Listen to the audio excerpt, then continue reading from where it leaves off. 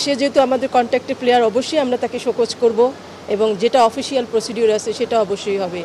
নিয়ম কারোর জন্য আলাদা হবে না, নিয়ম একটাই। কৃষ্ণাকে নিয়ে আমরা বাংলাদেশে যত ডক্টর আছে আমরা সব ধরনের ট্রিটমেন্ট করেছি, ওর সেটা ভালো হয়নি। তারপরে আমাদের জিএস গতকালকেও তাকে বলেছে যে তুমি ইন্ডিয়াতে যাও, ইন্ডিয়াতে গিয়ে তুমি ট্রিটমেন্ট করো, তোমার সেখানে যে এক্সপেন্সেস হবে তুমি দরকার হলে রিকোজিশন দাও, সেটা আমরা বাংলাদেশ ফুটবল ফেডারেশনের পক্ষ থেকে অবশ্যই দেওয়ার চেষ্টা করব।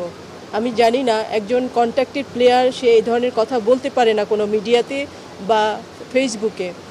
তাকে সে কোনো ইনজুরি প্লেয়ারকে কিন্তু কন্ট্যাক্টে রাখা হয় না, আমরা কিন্তু তাকে কন্ট্যাক্টে রেখেছি, তারপরে 50,000 টাকা করে বেতনও দিচ্ছি। তো আমার মনে হয় ও বোকার মতোই একটা কাজ করেছে, কারণ ফুটবল ফেডারেশন আপনারা জানেন ওইভাবে সলভেন্ট না।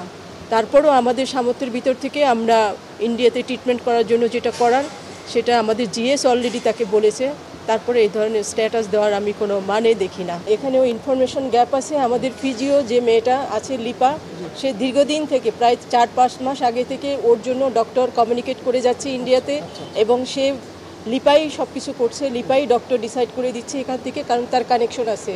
ও যেটা বলছে এটা সঠিক কথা না, এখানে ইনফরমেশন গ্যাপ আছে, কারণ এটা বাংলাদেশ ফুটবল ফেডারেশন থেকেই করা হচ্ছে।